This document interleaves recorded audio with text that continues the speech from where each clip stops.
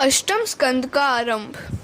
हरि तुम हरो जन की भीर, द्रौपदी की लाज राखी तुम बढ़ायो चीर। भक्त कारण रूप नरहरि धरियो आप शरीर, हिरण्य कश्यप मार लीनो धरियो नाहिन धीर। बूढ़ते गजराज राखियो कियो भार नीर, दासी मीरा लाल गिरधर दुख जहाँ तहाँ पीर। सद्भावना, मिश्र वासना और असद वासना। प्रथम स्कंद में शिष्यों का अधिकार बतलाया गया है।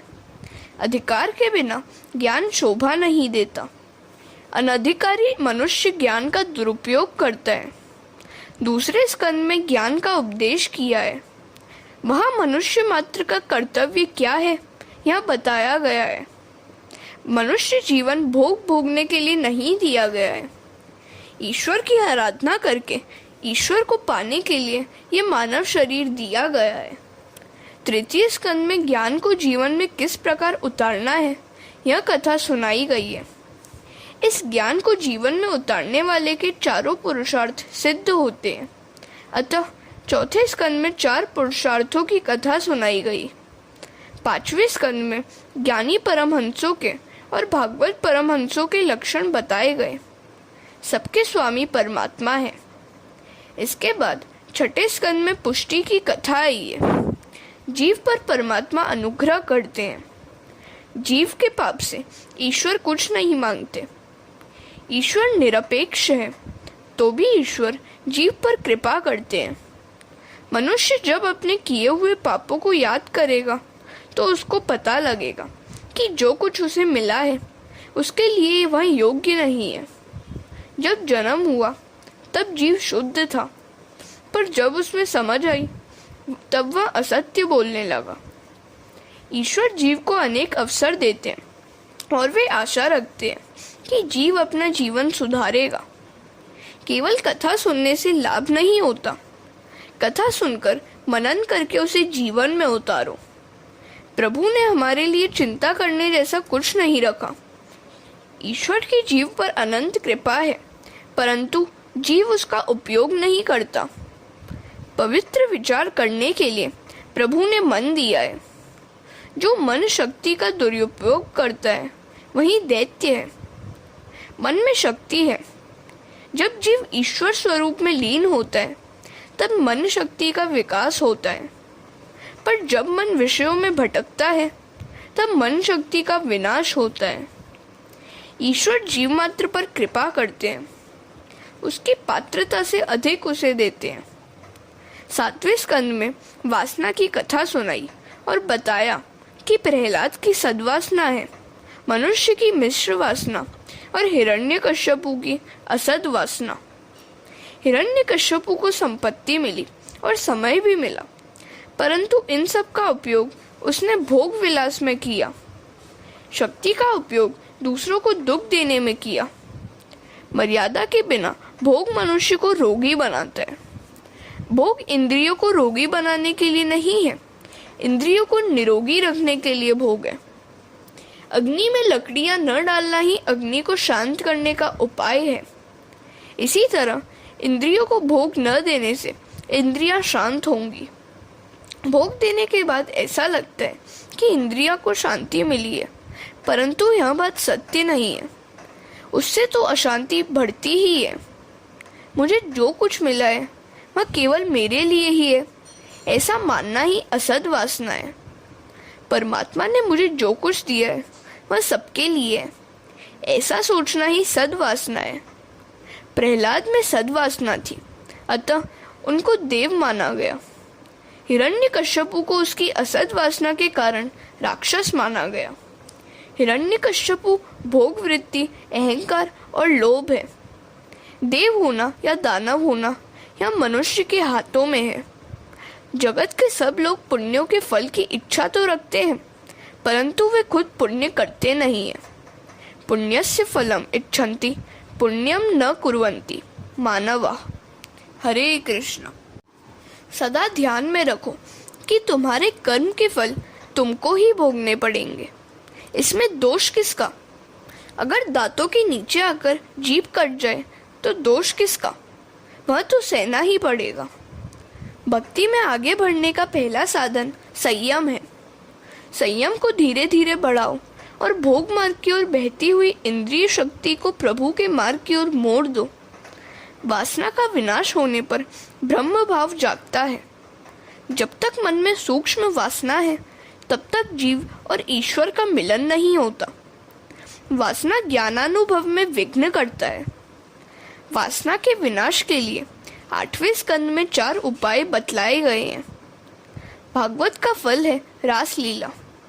जीव को श्री कृष्ण से मिलना है।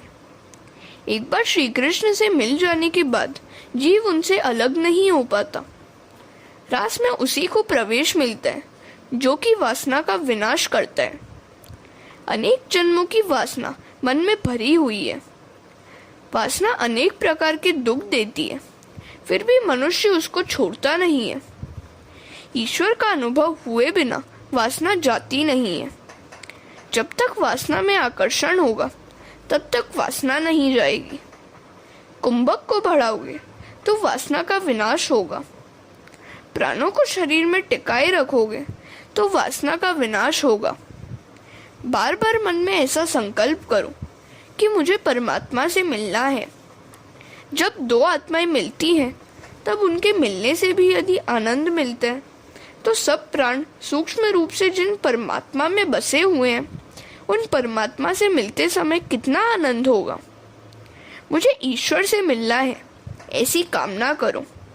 वासना को अलौकिक बनाओ। जो दुष्ट संस्कार मन को मिले हुए हैं वे दूर हो और मन को अच्छे संस्कार मिले, इसलिए सत्संग जरूरी है। सत्संग से वासना उच्चतम बनेगी। वासना को अलौकिक बनाओ। जो दुष्ट संस्कार मन को मिले हुए हैं वे दूर हो और मन को अच्छे संस्कार मिले, इसलिए सत्संग जरूरी है। सत्संग से वासना उच्चतम बनेगी। वासना को अलौकिक बनाओ। मनुष्य बार बार जैसा बोलता है और जिसका विचार करता है वैसा ही खुद बनता है। 8वें स्कंद में वासना का विनाश करने के लिए 4 उपाय बतलाए गए हैं। वासना का विनाश इन 4 उपायों से होता है। जब जीव ईश्वर से दूर होता है तब वासना जागती है। सतत हरि स्मरण करने की आदत डालोगे तो वासना नहीं जागेगी। हृदय में यदि हमेशा राम का वास होगा तो वहाँ काम वासना नहीं आ सकेगी। हरि स्मरण की आदत रखने से वासना का विनाश होगा। यह सब ईश्वर का है और सबके लिए है, ऐसा समझोगे तो वासना का विनाश होगा। संपत्ति मेरी है, ऐसा सोचने से वासना बढ़ेगी। जीव लक्ष्मी का मालिक कभी नहीं हो सकता। जीव तो लक्ष्मी का पुत्र है। बालक होने से जो आनंद मिलता है वह मालिक होने से नहीं मिलता। बालक बनोगे तो सुखी होगे। सूत जी सावधान करते हैं। बलि राजा ने सर्वस्व का दान किया। विपत्ति में स्ववचन का पालन करो।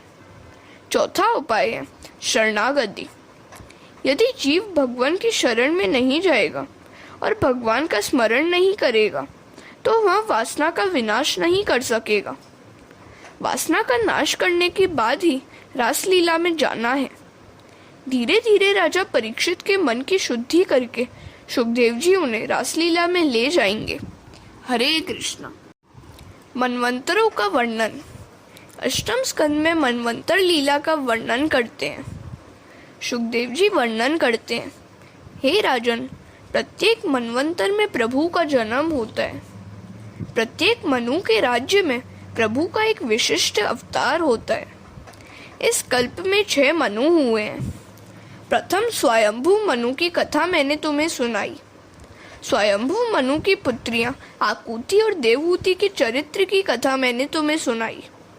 दूसरे मनवंतर में स्वयंभू मनु तपश्चर्या करने के लिए वन में गए। वहां श्री यज्ञ भगवान ने राक्षसों से उनकी रक्षा की। उन्होंने कहा है, यह सारा जगत और जगत में रहने वाले सब चर अचर प्राणी परमात्मा में ओतप्रोत हैं।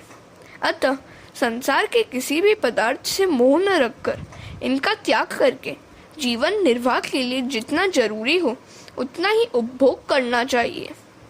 तृष्णा का सर्वथा त्याग करना चाहिए। इस जगत की संपत्ति किसकी है और कब किसकी हुई है। अतः हे मनुष्य, त्याग करके तुम इसका उपभोग करो, अर्थात सर्वस्व ईश्वर को अर्पण करो और अनासक्त रहकर तुम उपभोग करो। दूसरों के धन को प्राप्त करने के लिए स्पृहा मत करो। यह सारा जगत ईश्वर से व्याप्त है, अर्थात प्रभु सर्वव्यापक है। ऐसा जो मनुष्य सोचेगा वह कभी भी किसी से द्रोह नहीं करेगा। विषयों में मन न फंसे, इस बात का ध्यान रखो। इस जगत के पदार्थ आज तक किसी के नहीं हुए और होंगे भी नहीं, फिर भी मनुष्य उनसे ममता रखता है और उनमें अपनी आसक्ति बढ़ाता है। ऊपर बतलाया हुआ अद्वैतवाद सुंदर है, द्वैतवाद का त्याग करो। ऋषि भी मोक्ष पाने से पहले सत्कर्म करते हैं। सत्कर्म करने वाले मनुष्य ही निष्काम भाव को प्राप्त करते हैं। ईश्वर को भी कर्म करने पड़ते हैं, परंतु ईश्वर किसी भी कर्म में आसक्त नहीं होते। वे तो अनासक्त रहकर कर्म करते हैं। राम कृष्ण आदि अवतारों में मनुष्य के श्रेष्ठ आचरणों का आदर्श बतलाने के लिए भगवान ने सत्कर्म किए। कर्म किए बिना नहीं चलेगा, अतः अनासक्त रहकर ही कर्म करो। तीसरे मनु हुए हैं उत्तम। प्रभु ने सत्यसेन के रूप में अवतार धारण किया था।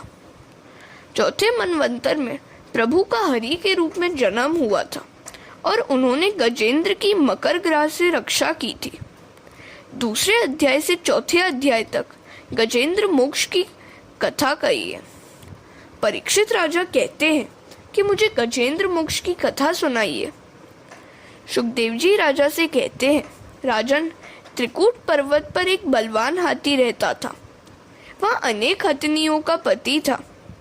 गर्मी के दिन थे, कड़ी गर्मी का मौसम था। गजेंद्र हथनियों के साथ सरोवर में जल क्रीड़ा करने गया। हथनियों से और बच्चों से घिरा हुआ वहाँ आनंद विहार करने लगा। गजेंद्र जल क्रीड़ा में तन्मय है, यह जानकर एक मगर ने उसका पाँव पकड़ लिया। उसके पंजे में से छूटने के लिए हाथी ने बहुत प्रयत्न किए। हाथी स्थलचर और मगर जलचर है, अतः हाथी जल में दुर्बल बन गया, मगर हाथी को छोड़ता ही नहीं। गजेंद्र मोक्ष की यह कथा प्रत्येक घर में होती है। संसार ही सरोवर है, जीव ही गजेंद्र है और काल ही मगर है। संसार के विषयों में आसक्त हुए जीव को काल का भी भान नहीं रहता। जीव मात्र गजेंद्र है। हाथी की बुद्धि स्थूल है। यदि ब्रह्मचर्य का भंग होगा तो बुद्धि जड़ होगी। हाथी अति कामी है। सिंह साल में एक ही बार ब्रह्मचर्य का भंग करता है, इसलिए उसका बल कम होने पर भी वह हाथी को मार सकता है। काम क्रीड़ा करने वाले की बुद्धि जड़ होती है। यह जीवात्मा गजेंद्र त्रिकूटाचल पर्वत पर रहता है।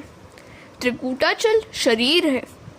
त्रिकूटाचल का दूसरा अर्थ होता है काम, क्रोध और लोभ। यह संसार सरोवर है। संसार में जीव काम क्रीड़ा करता है।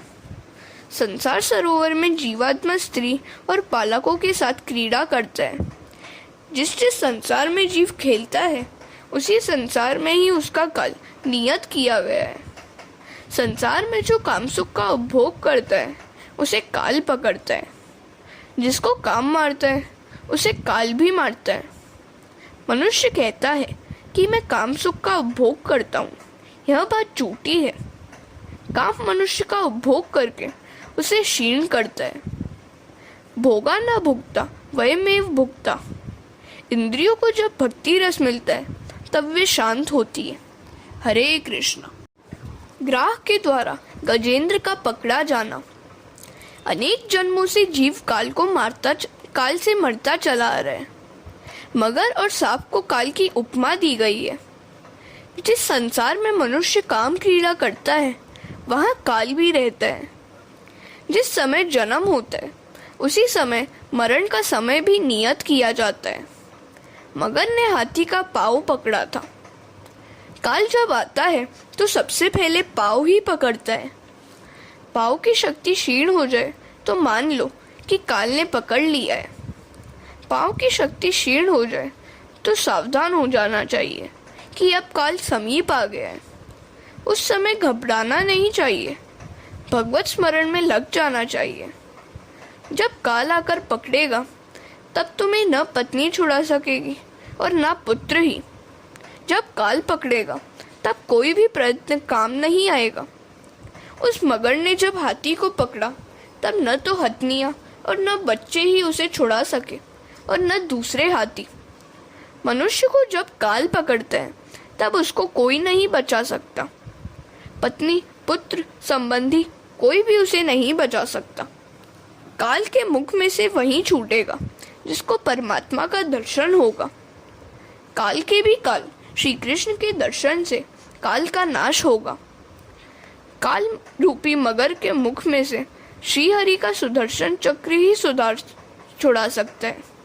मगर के मुख में से छूटने के लिए हाथी ने बहुत प्रयत्न किए, परंतु कोई प्रयत्न काम न आया।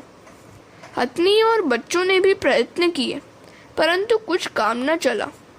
जब काल पकड़ता है तो कोई भी प्रयत्न काम नहीं आता। 1 महीना इसी प्रकार दोनों के बीच युद्ध चलता रहा। मगर हाथी को गहरे पानी में खींचता चला जा रहा था, अतः अब हाथी मर जाएगा ऐसा सोचकर हथनियाँ तो उसका त्याग करके चली गईं। मनुष्य के जन्म से पहले उसका कोई संबंधी नहीं था और न मरने के बाद कोई रहेगा। फिर भी जन्म और मरण दोनों के बीच में जो समय है, उस समय में उसे एक दूसरे के बिना चैन नहीं आता, परंतु अंतकाल में कोई भी काम नहीं आता। मनुष्य को ऐसी इच्छा रखनी चाहिए कि मेरी ऐसी हालत हो कि मुझे प्रभु के बिना चैन न आए।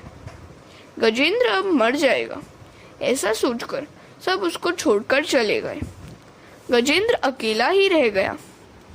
मनुष्य भी जब अकेला हो जाता है तब जाकर ज्ञान जागृत होता है। अकेला अर्थात जब जेब में पैसा भी न हो, तब ज्ञान जागृत होता है और वह ईश्वर की शरण में आता है। निर्बल का बल राम है। द्रौपदी ने जब तक साड़ी का आंचल पकड़ रखा तब तक श्री कृष्ण नहीं आए। ईश्वर संपूर्ण प्रेम चाहते हैं। जीव ईश्वर को थोड़ा प्रेम देता है, अतः ईश्वर मदद नहीं करते। गजेंद्र निराधार हो गया। उसको यकीन हो गया कि अब मेरा कोई नहीं है। जीव जब दुख से व्याकुल होता है तब परमात्मा को आवाज देता है। हर रोज गजेंद्र मोक्ष का पाठ करना जरूरी है। बुढ़ा जब बीमार पड़ेगा और अधिक दिन बीमार रहेगा तो सब ऐसी इच्छा करेंगे कि अब यह बुढ़ा मर जाए तो अच्छा है। बेटा छुट्टी लेकर आया हो और बुढ़े की बीमारी बढ़ती जाए तो वह कहेगा मैं जा रहा हूँ, मेरी छुट्टी खत्म हुई है। बुढ़े को कुछ हो जाए तो खबर देना। जीव जब मृत्यु शैया पर अकेला होता है तब उसकी हालत गजेंद्र जैसी होती है। अंतकाल में जीव को ज्ञान होता है, परंतु तब वह ज्ञान उसके कुछ काम नहीं आता। मनुष्य घबराता है और वह सोचता है कि मैंने मरने की कोई तैयारी नहीं की है, अब मेरा क्या होगा। जहाँ जाकर वापस आना होता है, ऐसे सफर के लिए तो मनुष्य बहुत तैयारी करता है, परंतु जहाँ जाकर वापस लौटना नहीं होता, ऐसे सफर के लिए वह कुछ भी तैयारी नहीं करता। परमात्मा को राजी करोगे तो तुम्हारा बेड़ा पार होगा। यह गजेंद्र पशु है। पशु होकर भी वह परमात्मा को आवाज देता है, परंतु मनुष्य तो मृत्युशैया पर पड़कर भी हाय हाय ही करता है। पर हाय हाय करने से अब क्या मिलेगा। गजेंद्र जब अकेला हो गया तो उसको यकीन हो गया कि अब ईश्वर के सिवा मेरा कोई नहीं है। ईश्वर के आधार के बिना जीव निराधार है। अंत में सब छोड़कर चले जाते हैं। जिनके लिए सारे जीवन का भोग दिया वे भी छोड़कर चले जाते हैं। अंत काल में जीव पछताता है। हाय हाय करके उसकी जान जाती है। अंत काल में हाय हाय करके हृदय जलाना नहीं चाहते हो तो अभी से हरि का नाम लेना शुरू कर दो। आज से श्री हरि का स्मरण करोगे तो अंतकाल में श्री हरि ही याद आएंगे। पशु संग्रह नहीं करता है, मनुष्य संग्रह करता है। मनुष्य आने वाले कल की चिंता करता है। काल ने पाव को पकड़ा हुआ है, यह नहीं भूलना चाहिए। पाव की शक्ति क्षीण हो जाए तो मान लेना कि मरने का समय आ गया है। हरे कृष्ण। गजेंद्र के द्वारा भगवान की स्तुति और उसका संकट से छूटना। जब गजेंद्र बहुत ही व्याकुल हो गया तब वह स्तुति करने लगा। गजेंद्र ने जो श्रीहरि की स्तुति की उसकी बड़ी महिमा है। संसारी लोगों को गजेंद्र की तरह नित्य श्रीहरि की स्तुति करनी चाहिए। इस तरह स्तुति करने से अज्ञान का नाश होता है और मरण सुधरता है। काल जब जीव को पकड़ने के लिए आता है तब वह प्रभु को पुकारता है कि हे नाथ, आपकी शरण में आया हूँ। जीव जब चारों ओर से निराधार बन जाता है तब पूर्व जन्म के संस्कार से और सत्कर्मों से वह प्रभु की शरण में जाता है। गजेंद्र स्तुति करता है। भिन्न भिन्न रूपों में नाटक करने वाले अभिनेता के वास्तविक स्वरूप को जिस प्रकार साधारण दर्शक नहीं जान सकता, उसी प्रकार सत्व प्रधान देवता या ऋषि भी तुम्हारे स्वरूप को नहीं जान सके तो फिर दूसरे साधारण लोग तो तुमको पहचान ही कैसे सकेंगे या तुम्हारे स्वरूप का वर्णन कैसे कर सकेंगे। ऐसे दुर्गम चरित्र वाले हे प्रभु, मेरी रक्षा करो। पशु तुल्य अविद्याग्रस्त जीव की अविद्या रूप फांसी को सदा के लिए काटने वाले, अत्यंत दयालु और दया करने में कभी भी देरी न करने वाले नित्य मुक्त प्रभु की शरण में आया हुआ मैं वंदना करता हूँ। अपने अंश से सर्व जीवों के मन में तुम अंतर्यामी रूप से प्रकट हो रहे हो। सबके नियंता और अनंत ऐसी आपकी मैं वंदना करता हूँ। मैं पशु हूँ, काल के पास मैं फंसा हुआ हूँ। जरा विचार करो, जीव मात्र पशु है, सब काल के मुख में फंसे हुए हैं। मुझे काल से बचाओ। जहाँ काल का वास न हो वहाँ मुझे ले चलो। जहाँ काल है वहाँ दुख है। जिसके सिर पर काल है वह सुखी नहीं है। जहाँ काल न हो ऐसे अपने निष्धाम में ले चलो। जो लोग शरीर, पुत्र, मित्र, घर, संपत्ति और स्वजनों में आसक्त हैं, उनको तुम्हारी प्राप्ति होनी अति कठिन है, क्योंकि तुम स्वयं गुणों की आसक्ति से रहित हो। जीवन मुक्त पुरुष अपने हृदय में तुम्हारा निरंतर चिंतन करते हैं। सर्व ज्ञान स्वरूप सर्व समर्थ परमात्मा को मैं नमस्कार करता हूँ। नाथ, इस मगर के पास से छुटकर मैं जीने की इच्छा नहीं रखता हूँ। हाथी का शरीर अंदर और बाहर दोनों ओर से अज्ञान रूपी आवरण से ढका हुआ था। ऐसे शरीर को रखकर क्या फायदा। मैं तो आत्म प्रकाश को ढक देने वाले उस अज्ञान रूपी आवरण से छूटना चाहता हूँ, जिसका कालक्रम से अपने आप नाश नहीं होता है। उस अज्ञान आचरण का तो केवल आपकी कृपा से या तत्व ज्ञान से ही नाश होता है। हे नाथ, मुझ पर कृपा करो। शरणागत की रक्षा करने वाले हे प्रभु, मेरी रक्षा करो। मैं तुम्हारी शरण में आया हूँ। गजेंद्र इस तरह दुख से आर्द्र होकर श्रीहरि की स्तुति करता है। बड़े बड़े महात्मा गजेंद्र मोक्ष का पाठ करते हैं। जब काल पकड़ता है तब जीव भय से व्याकुल होकर कैसा घबराता है। ऐसा सोचकर गजेंद्र जैसे आर्द्र बनकर गजेंद्र मोक्ष का पाठ करोगे तो जीवन सुधरेगा। स्तुति के एक एक श्लोक में दिव्य तेज भरा हुआ है। इस स्तुति का पाठ नित्य करोगे तो अंतकाल में परमात्मा लेने के लिए आएंगे। प्रातः काल में पवित्र होकर जो भी व्यक्ति भगवान की गजेंद्र स्तुति का पाठ करेगा, उसकी बुद्धि अंतकाल में भी निर्मल रहेगी। उसे अंतकाल में भी श्रीहरि का स्मरण रहेगा। इस स्तुति का पाठ मनुष्य को संकट से मुक्त कराता है। यह स्तुति दुष्ट स्वप्न के फल का नाश करती है। इस स्तुति का पाठ करने वाले को बुरे सपने नहीं सताते। हरे कृष्ण। यह जीव अंतकाल में घबराता है। जब वह चेतनहीन हो जाता है तब यमदूत उसे बाहर निकालते हैं। अंतकाल में जीव अतिशय दुखी होता है। ऐसे समय में ईश्वर का स्मरण हो सकना बड़ा कठिन है। ईश्वर की कृपा हो तभी उनका स्मरण हो सकता है। अतः हो सके तो प्रतिदिन गजेंद्र स्तुति का पाठ करो, हो सके तो मत्स्यावतार चरित्र का भी पाठ करो, मध्य रात्रि को रास पंचाध्यायी का पाठ करो। ऐसा करने से प्रभु कृपा से काम उसे नहीं सताएगा। गजेंद्र प्रार्थना कर रहा है, अब तो मुझे अविनाशी शरीर दे दीजिए। यमुना महारानी की कृपा से अलौकिक शरीर के नूतन तत्व का दान मिलता है। नाथ, कृपा करके मुझे अव्यय अविनाशी तेजोमय शरीर दीजिए। नाथ, आप शीघ्र ही पधारें। हे गोविंद, हे नारायण, मैं दीन हुआ हूँ, काल के मुख से मुझे मुक्ति दे। जब उस गजराज को बचाने के लिए ब्रह्मा आदि कोई भी देवता न आए तो परमात्मा को चिंता हुई। वे स्वयं दौड़ते हुए आए। द्वारिकानाथ निराधार के आधार हैं। अंतकाल में याद करने पर तो वे दौड़ते हुए आते हैं। गजेंद्र ने भगवान को आते हुए देखा तो उसने सरोवर में से एक कमल का फूल लेकर भगवान को अर्पित किया। तुलसी और कमल परमात्मा को अति प्रिय है। परमात्मा की नाभि से कमल उत्पन्न हुआ है। कमल ब्रह्म का सर्जन नहीं है। भगवान ने उस कमल के फूल को स्वीकार किया और अपने सुदर्शन चक्र से मगरमच्छ का वध किया। ज्ञान चक्र से ही काल का नाश हो सकता है। ऐसा ज्ञान होना चाहिए कि सब में भगवान दिखाई दे। जिसे ब्रह्म दृष्टि प्राप्त होती है वह सभी स्थान और वस्तु में प्रभु का ही दर्शन करता है।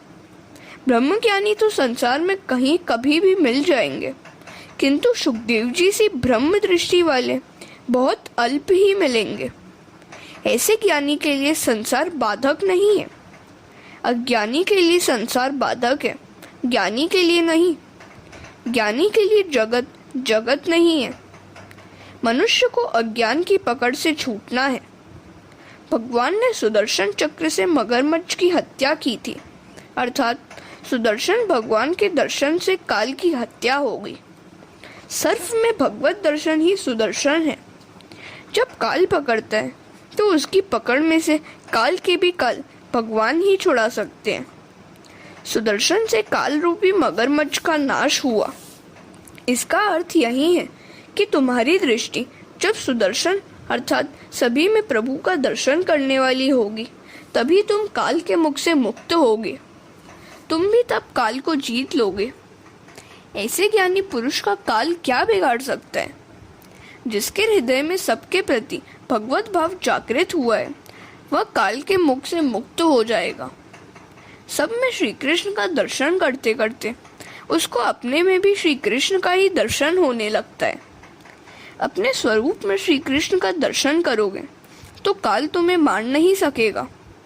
शरण में आए हुए गजेंद्र का जिस प्रकार उद्धार किया उसी प्रकार शरण में जाने से सभी जीव का प्रभु उद्धार करते हैं। गज का पूर्व चरित्र तथा उसका उद्धार। वह गजेंद्र अपने पूर्व जन्म में इंद्रद्युम्न नाम का राजा था। वह ध्यान में बैठा हुआ था कि वह अगस्त्य मुनि आए। राजा ने उठकर उनका स्वागत नहीं किया तो मुनि को यह व्यवहार अपमानजनक लगा। भगवान से भी अधिक उनके भक्त का सम्मान किया जाए। पत्थर की मूर्ति के प्रति सद्भाव रखने से वह चेतनमयी होती है, तो चेतनमयी के प्रति सद्भाव रखने से ईश्वर की प्राप्ति क्यों ना होगी। अगस्त्य मुनि को बुरा लगा तो उन्होंने शाप दिया, चूंकि मेरे आने भर भी तू जड़ सा ही बैठा रहा, अतः अगले जन्म में तुझे पशु का जड़ अवतार प्राप्त होगा। पूर्व जन्म में गजेंद्र ने बहुत भक्ति की थी, अतः गजेंद्र योनि में भी उसे अंतकाल में प्रभु का स्मरण हुआ और फलतः उसका उद्धार हुआ। जो भी संस्कार मन में दृढ़ होकर जम जाते हैं वे अंतकाल में और अगले जन्म में भी काम आते हैं। ठाकुर जी का पहले स्वप्न में अनुभव होता है। गोपाल सहस्त्र नामावली में भगवान का एक नाम है भक्ता नाम स्वप्न वर्धना। भगवान ने गजेंद्र को सारूप्य मुक्ति दी, अपने ही जैसा रूप दिया। गजेंद्र की भांति तुम भी दीनता और व्याकुलता से गजेंद्र स्तुति का पाठ करो। अंतकाल में ठाकुर जी गजेंद्र की भांति तुम्हें भी लेने के लिए आएंगे। हरे कृष्ण।